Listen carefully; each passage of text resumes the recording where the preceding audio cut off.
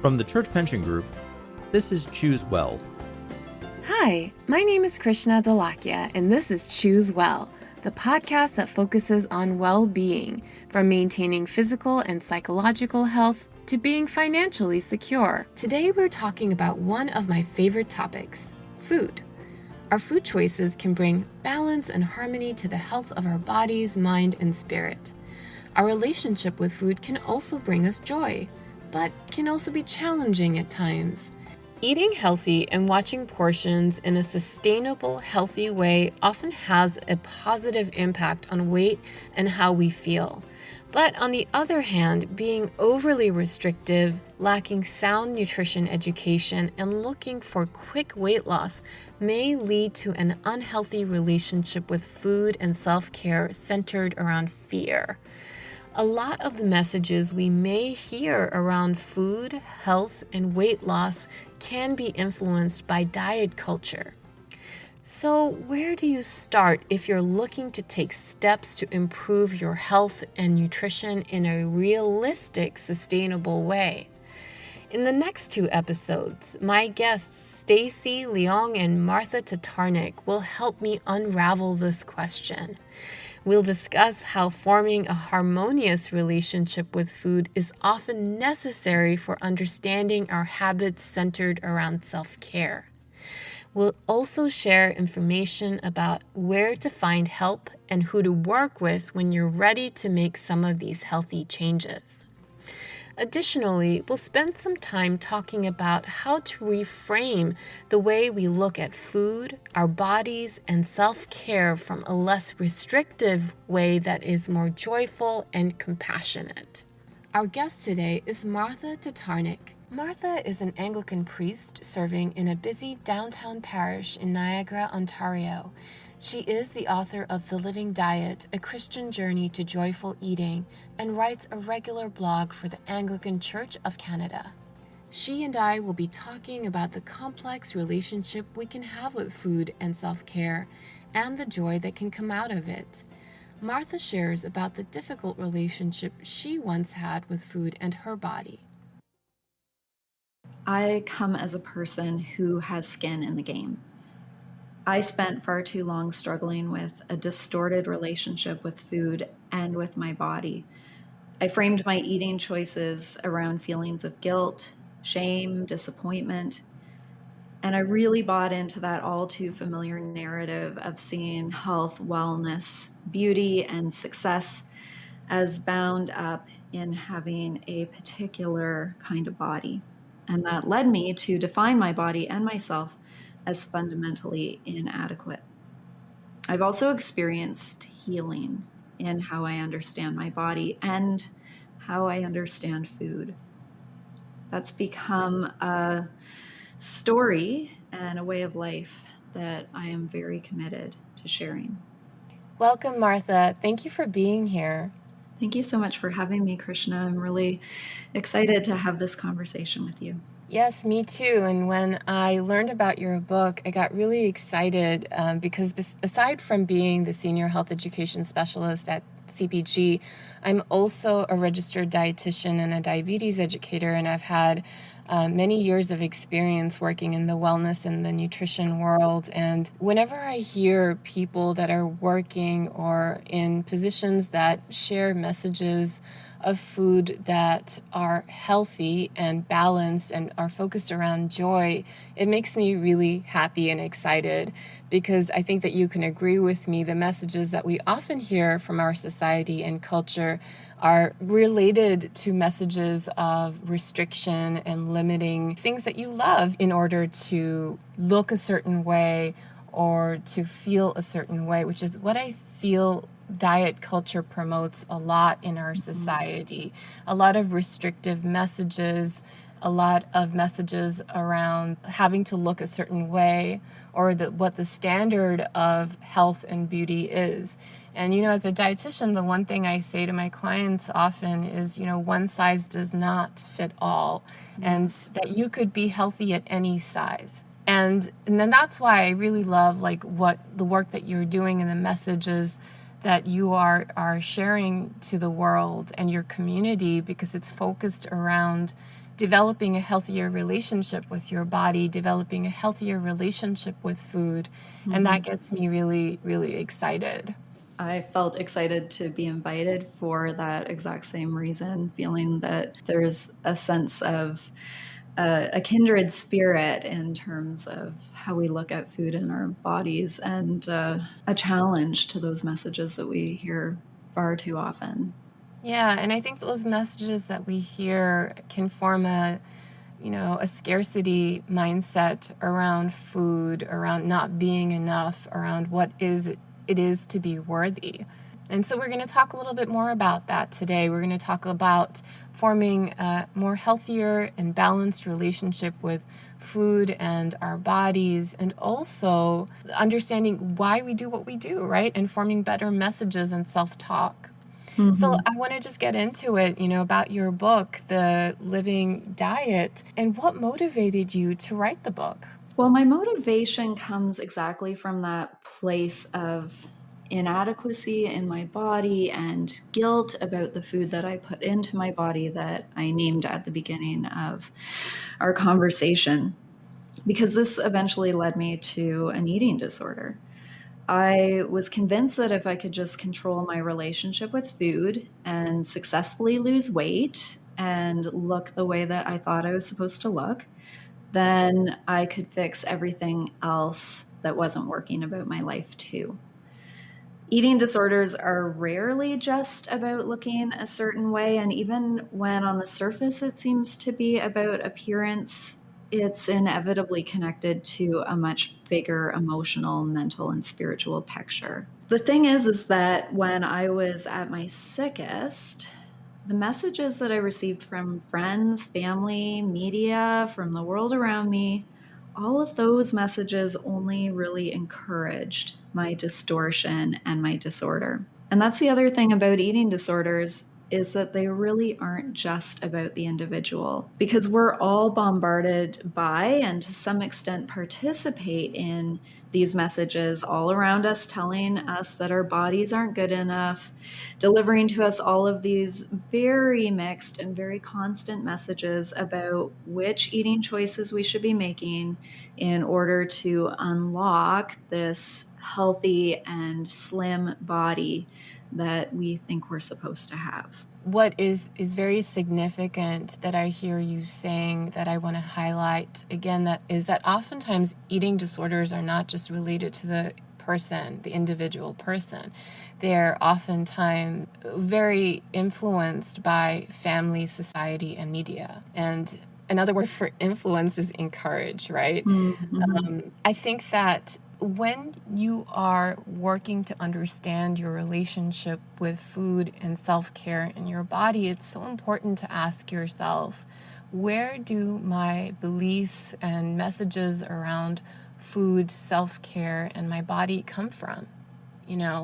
And that is a lot of self-work. That's a lot of sitting with yourself to uncover the answers, right? But once you understand why you do what you do and the beliefs that you have and where they come from, they can help with the movement towards forming a better relationship with self-care and food and your body. And so this is all a process, right? And it sounds like for you, it was a journey, and it just didn't happen in a week. For sure. And I want to also highlight that, we're not specifically talking about eating disorders today, but there are a lot of us walking around with these expectations that we have for ourselves on what is thin, what is healthy, what is beautiful, what it is to be young, right? So much of this work becomes really successful when you're working with many people that can help you, like a therapist, like a registered dietitian, a nutritionist, a team that can help you uncover why you're doing what you're doing and give you strategies towards getting to a more balanced and accepting place. So I wanted to ask you, what are some ways that were helpful for you to disconnect to some of those unhealthy messages you were receiving? Well, for me, disconnecting from the unhealthy messages has really become possible by learning to embrace a different message. And this might sound a little bit strange, but the different message for me has been, this isn't just about me. That might sound like a strange starting place when we're talking about our relationship to food and our bodies. But let me just explain for a moment, because I think when we look at how we're encouraged to view our relationship with food and with how we look, what we are also being asked to do is to focus relentlessly on ourselves. So we're just like bombarded with this focus on, what do I need? What do I desire? How am I perceived? How am I falling short? I'm taught by the fast food and junk food industry to give into my cravings. I'm taught by the diet industry to manage my food intake by a relentless focus on the breakdown of carbs, calories, protein, sugars that I'm consuming. I'm taught by the beauty industry that I need improvement. And I'm encouraged to be on this nonstop seesaw back and forth between I deserve it and also I'm not good enough. But that truer story is there to be uncovered. And the truer story is that food is relationship.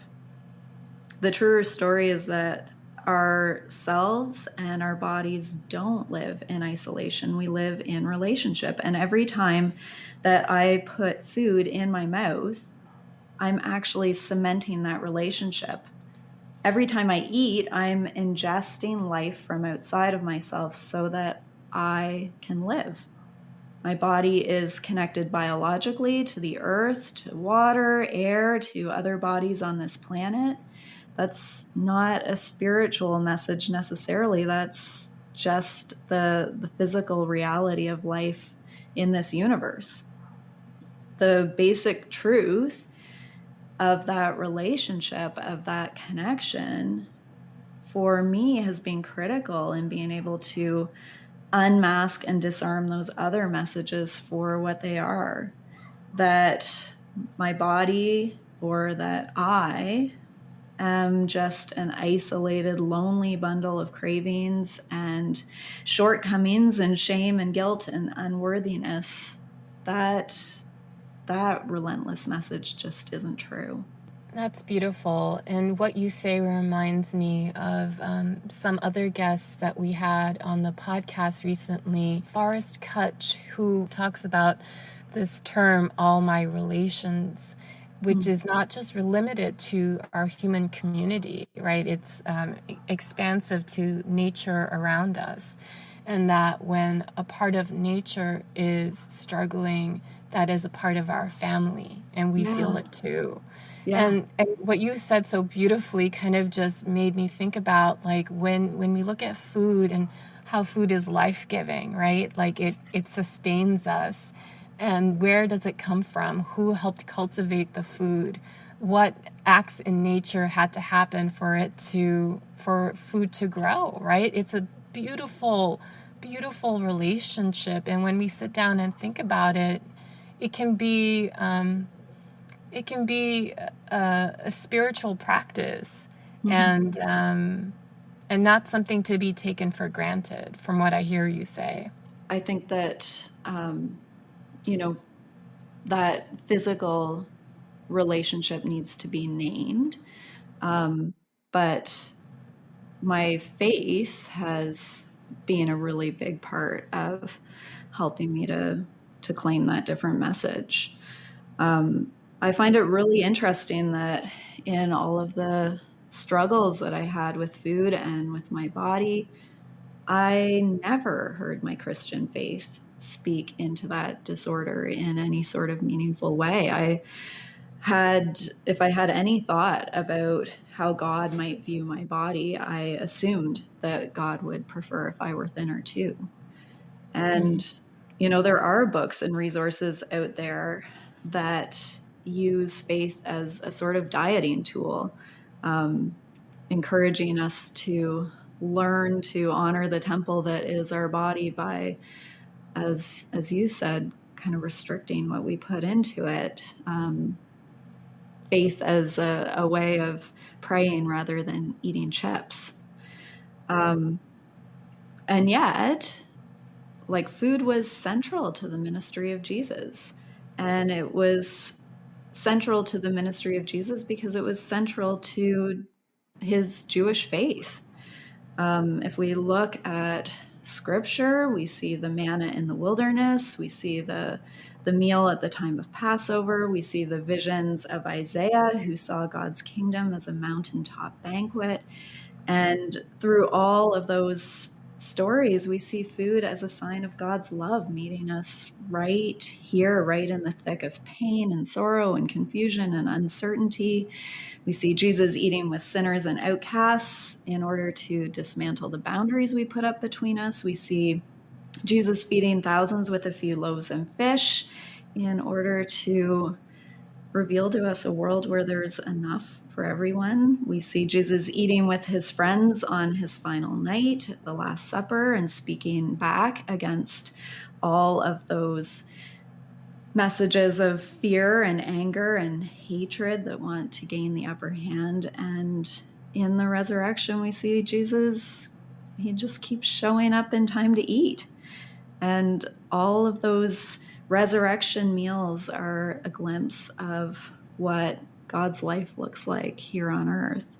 So I think in all of those really rich stories from our tradition, we have this opportunity to reframe our relationship with food away from that relentless individualism to community and to a shared journey and to hope and new life. God's desire that we know joy, and like maybe that joy and eating could go together. What you say really like talks about the abundance that food can bring us, right, in so many dimensions in our life, and also how it connects us. It can connect us with our community, with our family, with our spirituality, and also with things like social justice, which is what we're experiencing in the world today. And I think that is not a light thing. That's a pretty big thing. But moving from this topic of how food can connect us, going back to what you said about this constant messaging around individualism that we're hearing, it's like many arrows being thrown at us to improve ourselves. You know, this constant messaging. And I think that, you know, from a personal perspective, social media plays a big part in this, right? And the messages that we receive on a daily basis, whether that's the news, whether that's social media, whether that's messages from people around us, can play a big part in why we're doing what we're doing. And it can be exhausting. And I want to talk a little bit about the exhaustion of holding it all, right? Holding the expectations of others, and then most importantly, holding the expectations you put on yourself. Those feelings of not feeling good enough, not feeling worthy, not feeling that your actions are something to be proud of, right? The sacred act of eating. Can be turned into is something that's negative. Yeah. Something that I often hear as a dietitian for my clients is, you know, I'm going to skip a meal because I didn't exercise today. Or I'm going to over-exercise because I had the cookie. And what is that building, right? What kind of relationship is that building with food, with exercise? You know, it's almost a punishing behavior. And going back to what you said, you know, how you beautifully talked about food and abundance and joy. When we engage in these thoughts and these actions, we're moving away from developing that kind of relationship with with food and self-care, a relationship centered around abundance and joy and healing, right? We're moving towards seeing food as a bad thing. We're moving towards seeing exercise as a way to get us somewhere instead of a thing that we do because it brings us joy. It brings our body's joy to move. Like, how did your life change when you were able to adopt a more holistic message with food and self-care? Yeah, I think that, as I said before, like when I was trapped in that distorted mindset, I didn't even understand that I was sick until I had this experience that contrasted with that. And the contrast is really, for me, about freedom. It's about being able to accept and value and give thanks for what is, rather than being constantly trapped by disappointment with what I think should be. And that went for how I felt about my body, wishing that my body were different, and it went for my food choices, always feeling like my food choices didn't measure up either. And so, you're so caught up in what you wish was different or think should be different or hope can be different tomorrow, and you're missing the moment of what is, which is like, I am in this body today that is a blessing to me. And through this body, I am able to eat, and through this food, I am able to connect. I work with people and have these intuitive eating courses that really focus on building trust with your body, building trust with food. And it's so amazing just hearing what you said, but also seeing it in people, the transformation, right? From when someone is moving from a restrictive way of living with food and self-care and moving towards an accepting way, right? A way that's really honoring and trusting the body, honoring when you're hungry. When you're hungry, you eat. When you're not hungry, you don't eat. When you eat something, you appreciate it, like you just said, and you don't, you try not to feel guilty about it. And I say try because that's a journey for us all, right? Because a very common thing I hear is that there's a lot of guilt around food, a lot of guilt around also movement, like I said, if you don't move or exercise. A lot of this is understanding our behaviors and where these messages come from. And when we look at the time that we're living in right now, the pandemic has exposed so much of these struggles that we have related to food and self-care. When we look at the habits and coping mechanisms we lean on when we're experiencing stress or discomfort, emotional eating is a very common one. A very common one that I've heard as a registered dietitian, that I've also experienced in my own life as a human being. It's been a really tough time. And if you're listening to this and you're kind of nodding with me, and if you have been using food as a coping mechanism, it's okay. Sometimes that happens. We can find in imbalances with food and self-care. And I think that part of changing that is kind of just pausing, right? And asking yourself, how has my relationship with food been currently? And so part of like the emotions that we tap into when we use food as a coping mechanism, stress is a really big one, right? Stress, boredom, sedation, right? Like after a long day, a lot of people do this. They'll sit on the couch with their treat, whatever it is, and just treat out watching their favorite show. And so it kind of like leads to this unconscious way or a way of eating that is purposeful, right? It's there to turn the mind off from a busy, long day. So a lot of our behaviors are clustered around other behaviors. For example, eating may be associated with looking at a screen, right? Like a lot of people might be eating during their lunch break and working at the same time, or very commonly eating in front of the TV, eating with their favorite show. And so those cluster habits are very influential in terms of why we're doing what we're doing in terms of our self-care behavior.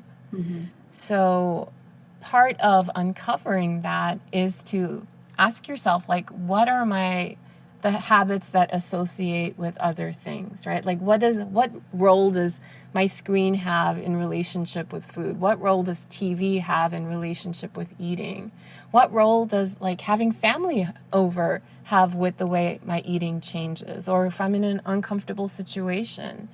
And so uncovering our habits can really help us take a pause and come back to, okay, how do I feel about this relationship? Is this something that I want to keep, or is it something that I think maybe should shift into something that will be more a healthier, more balanced, more gratitude-filled way of being with my food and my self-care? Mm-hmm. What has your experience been with that, and during the pandemic? What are some things that you have seen with yourself and with others? Someone shared just an astonishing anecdote with me just a couple of weeks ago. And this came out of our local youth mental health center here in Niagara, from one of the counselors there, who said that eating disorders in children, so we're not even like talking about teenagers or young adults, but in children, eating disorders in children like 8, 9, 10 years old, has quadrupled during the pandemic. Mm. So we know like mental health issues have either been exacerbated or have been uncovered by the pandemic. But like that's not even talking about depression or anxiety or anything. That's like eating disorders alone. Mm-hmm.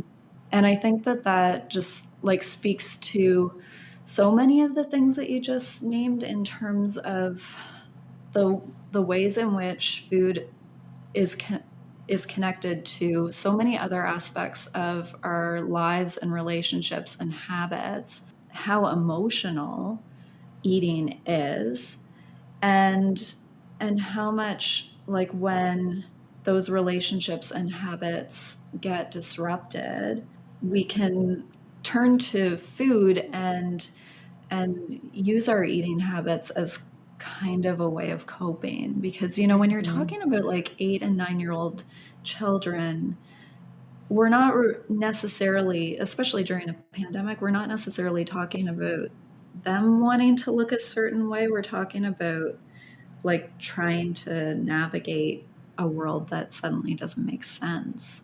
And also a world that has turned virtual for kids, where Yeah. they're looking at themselves on a camera. It's so natural. It's like human behavior, right? When you see yourself in the mirror or you see yourself on a camera, where you start being critical.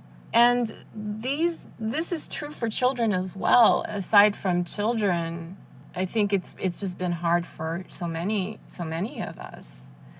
Yeah, I suspect that number in children has its counterpart in probably every age group, because I think that you're right. I think that food becomes a coping mechanism and a way of navigating really fraught feelings, and like we have been so disconnected, and like as I said, food is relationship, like eating is relational, and when we feel cut off, no wonder that can very easily get out of balance.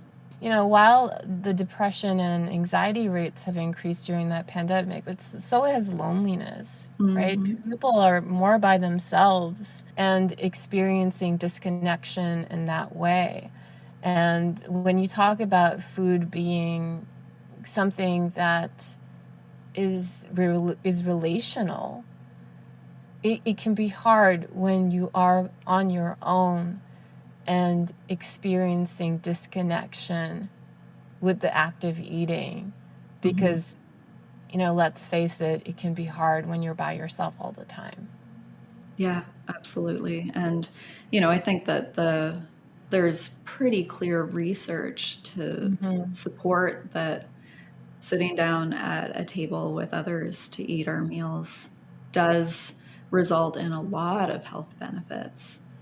Um, so, yeah, that loneliness is, of course, going to be connected to some struggles with eating.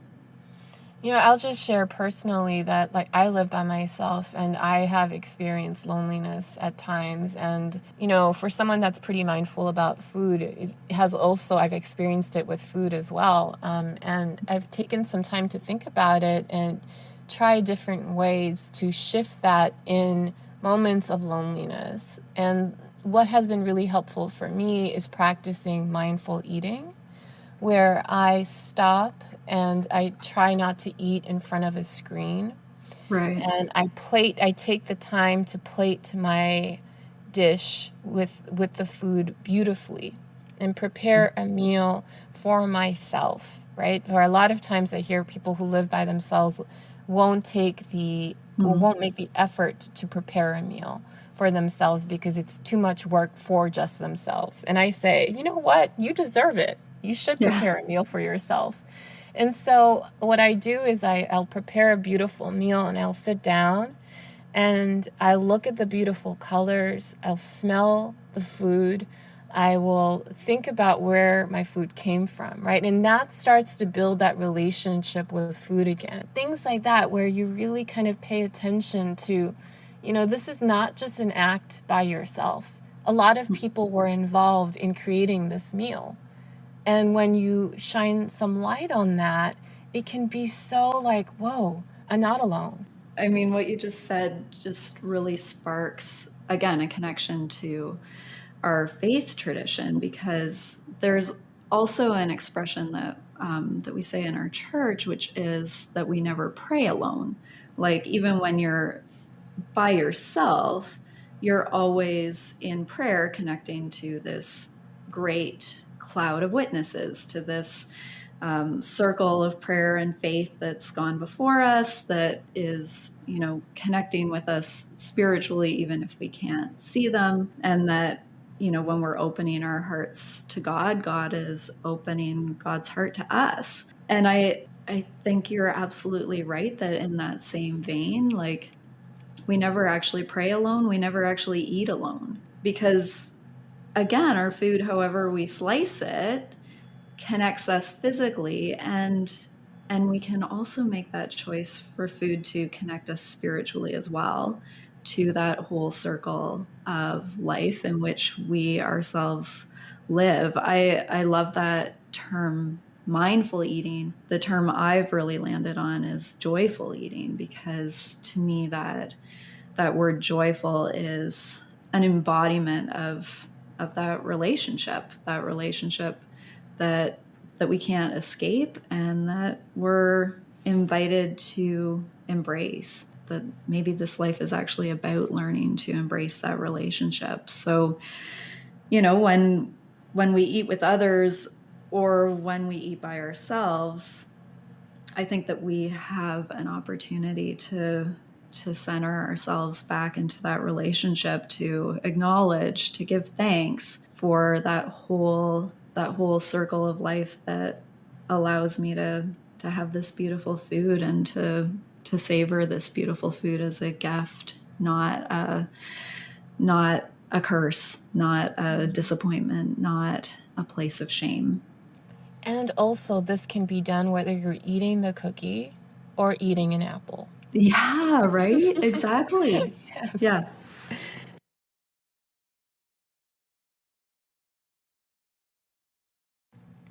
We asked our fellow CPG employees about ways they approach their relationship with food and self-care from a place that is affirming and positive rather than critical, diminishing, or comes from a place of insufficiency. Here are some of the responses they gave us. As a person who has struggled with my weight my entire life, I have never loved my body or the skin I'm in. Seeing my mother and father have their own body issues and deal with them in unhealthy ways for my entire life, I've had to sit with myself and say, is this who I want to be? The answer, of course, is no.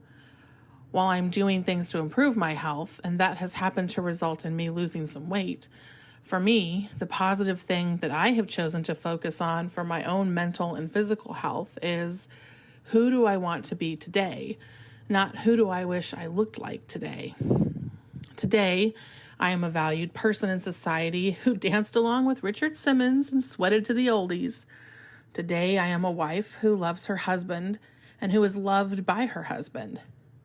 I am a woman who styled her bangs perfectly against every odd this morning. I am a person who wants to be valued by others, but won't allow that to make me dependent on others for validation. I am worth eating until I am full, not overfull. My value does not decrease because I had a cupcake or because I had a banana instead of a cupcake. I am worth the space I take up simply because I am here. I am worth the space I take up in this and every moment. I may not truly feel that way every day, but I strive to that end. I try to remember that it is about health, not about the way I look. When I eat certain things, I feel more healthy.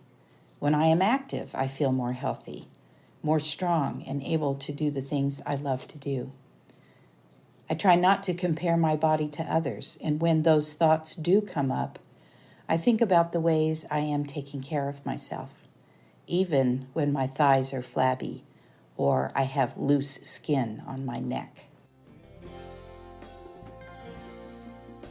As we kind of work towards wrapping up this conversation, which I've enjoyed so much, I was wondering, do you have some strategies that have worked for you? If someone is looking to change the way they think about food and self-care, where would you suggest they start? So I have a lot of little things that I do that help me to stay connected. That help me push back against that narrative about food and eating that it's just about me, that helps me stay grounded in that relationship. I wouldn't want any of your listeners to think that any of these strategies that work for me are like prescriptive, that everybody has to do all of them. But for me, a combination of these strategies really add up to that joyful relationship with food. So there are things that I do, like when I buy my groceries, I put a few extra items in the cart for the local food bank. When I have dessert, I have really good dessert. And for me, that means either locally made or homemade. Instead of driving around town to do my errands or to go to work, I walk or I take my bike. And so I build exercise into my daily routine in a small way that also is about me trying to care for the world around me. I've been part of community-supported agriculture programs. I've been part of faith communities that have community gardens. I am part of a dinner club with a circle of friends where we try out and share recipes once a month. A big part of my strategy around staying well in my relationship with food, and again, this is something that never gets named, but for me it's of central importance, is that I'm part of a faith community. And that's huge for me in terms of remembering where this starts and what this is about, because in our faith tradition, our worship is about gathering around God's table. And that is this ongoing call back to that message of how I'm beautiful and loved, and how we're beautiful and we're loved, and that God actually wants us to know that. Along that line, I will say also that if you are feeling alone right now in this, whether you're around people or not, you're feeling alone in this struggle with developing a more balanced relationship with food that feels connected. There are so many resources through the church pension group that can help. The Cigna Employee Assistance Program has a therapy benefit and a behavioral health benefit that can be so helpful if you are working towards making some change in this area, and I'd encourage you to look into that, and we'll put that in the show notes as well. We also have a nutrition course that I have worked on CPG's e-learning center, so if you'd like to learn a little bit more about that you can check that out.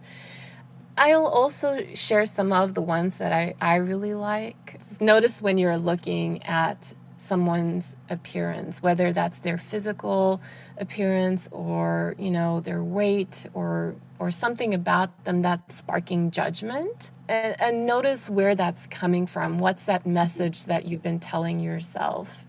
And notice what the message is that you're sending them, whether it's a message of judgment or criticism. You might try to shift the narrative to a message of compassion and kindness and appreciation.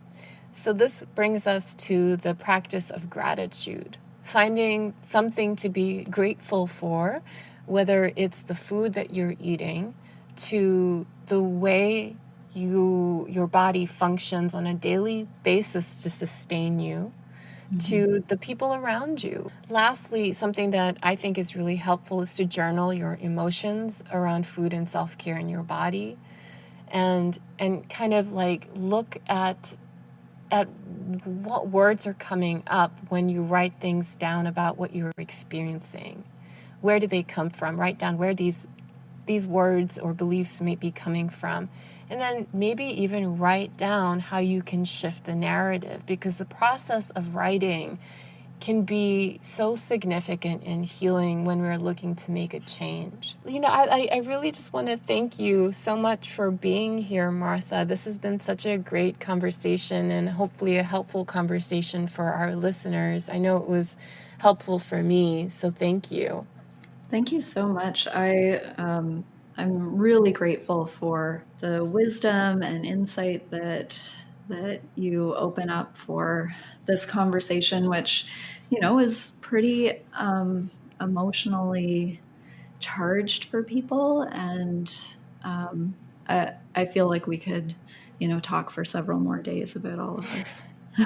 Thanks, Martha. Thank you. That's it for today. Thank you for listening. Theme music for our podcast is by Fran McKendry. Be sure to visit the e-learning library and learning center on cpg.org for wellness resources. And please join us again for Choose Well. This material is not a substitute for professional medical advice or treatment. CPG does not provide any healthcare services and therefore cannot guarantee any results or outcomes. Always seek the advice of a healthcare professional with any questions about your personal healthcare, including diet and exercise. The views and opinions expressed by guests of Choose Well are their own and do not represent the views and opinions of the Church Pension Fund or its affiliates, collectively the Church Pension Group. Neither the Church Pension Fund nor any of its affiliates, collectively CPG, is responsible for the content, performance, or security of any website referenced herein that is outside the www.cpg.org domain or that is not otherwise associated with a CPG entity. You've been listening to Choose Well from the Church Pension Group.